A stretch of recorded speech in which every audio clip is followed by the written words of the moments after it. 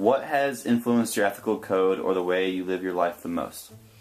I would say hands down the way that I was raised in my family, specifically my parents. They taught me to be a good person, and they learned that from their parents. So just my whole family life and the way I was raised was centered around being a good person and doing the right thing. You could live a life that was always happy. Would you choose that life? Yeah. Okay. Oh, no, I don't. I wouldn't, actually. Yeah, because I guess, like, the way that I think about things, I think about things critically, so I think if you're 100% happy, then you're complacent and you're not challenging your everyday life and the decisions you make and the people and just, like, every part of your life. So I don't think that that's, like, really possible if you're thinking critically about your life. I like consider being happy all the time to kind of like drinking the Kool-Aid. So I don't think I would actually. So I take that back. Okay. You're taking a class where you have to pass the class in order to avoid having to stay an extra semester, which will cost you money you currently do not have. You're given the opportunity to cheat and you know you will not get caught. Do you cheat?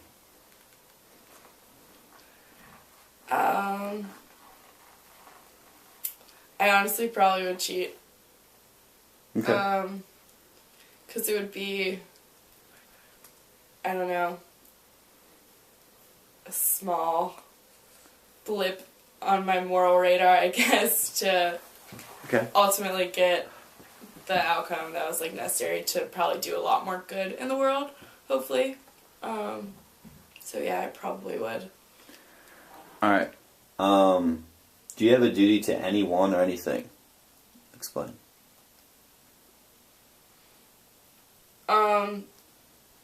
Duty, do you mean like a debt? Or like do I feel like I need to... Do you feel obligated to do something to someone or something? I mean, I guess, yeah, to my parents. In terms of making them proud because they provided me with so much and they've made it so I lived a very privileged lifestyle, so I feel like I should... The way to thank them is to do well in everything I do. Okay. I think I'm most influenced by my parents because I have the most interaction with them, and my attitude, my vision are from them, so they influenced me the most. Okay. So does that mean that whatever your parents, in their point of view, what is right or wrong, is also the same on yourself? I think 80%. 80%. Yeah, most. So what about the other 20%? The other 20% is come from my education. Education. Yes. You mean the way you grow? You are the way I grow, and something that my teacher, my friends, or some just unrecognized, unfamiliar people have taught me. So through your experience? Yeah, through my experience. Oh, okay. Yes. So does your parents usually teach you what is right or wrong when you are young? Yeah, yes. So how would you define something to be right or wrong? Actually, it is a very difficult question to me, and I've been thinking of this question for a very long time, and I think I don't think I have a very clear answer, but in general, I think if someone is doing good to most of the people, I think this is right.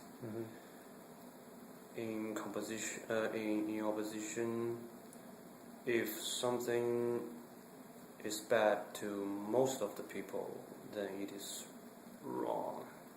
Okay. So what if, for example, you have the choice of two group of people, live or die? Or one group is one old woman, the other group is like 5 or 7 children. So, for example, if there's a gangster who is pointing a gun at you, if you need to choose one of the group to believe, the other group will be die either way. So, will you still follow what you just said? Yeah, I would choose the separate children. Okay. So, do you believe anything in the world that is absolutely good?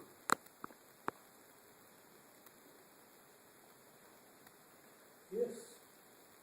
For example. For example, protecting children. I think it is always good, no matter which country you are in or which period in history. I think this is the responsibility of all the human beings to protect the children. What if these children will become Hitler one day? Will No. you still protect them? No, children are papers, white Mhm. papers.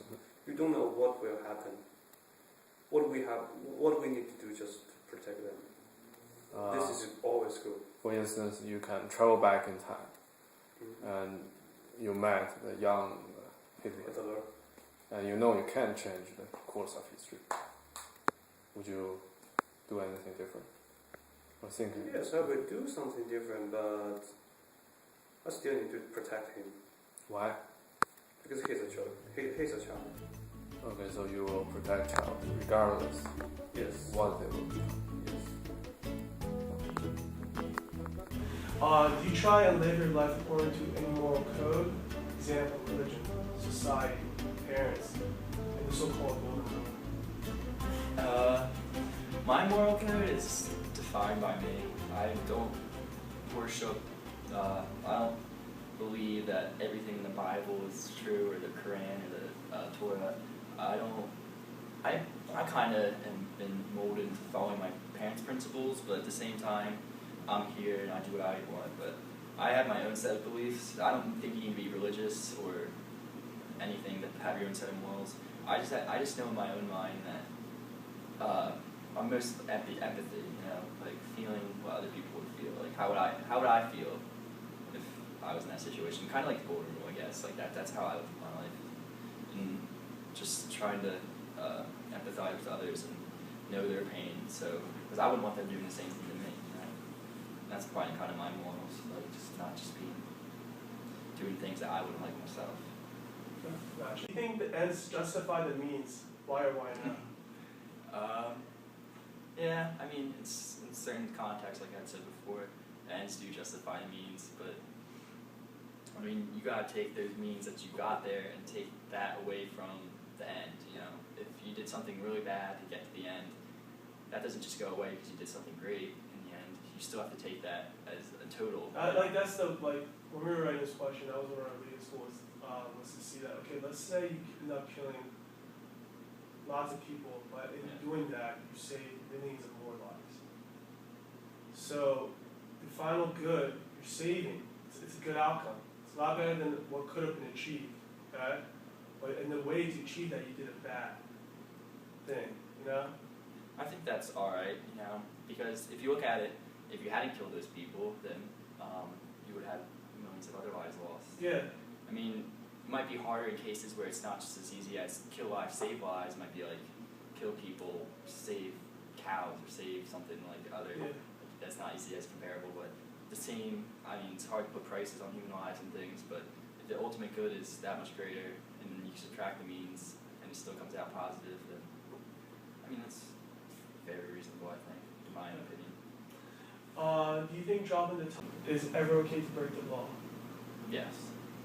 I mean, especially maybe in different countries, if you believe in the law and you really think that the people that we have in office are doing what you believe, then you shouldn't break the law. But Yeah. I feel like, especially in America, we have to legalize or criminalize every human action, and I don't like that. There should be some kind of degree of openness on what you can do.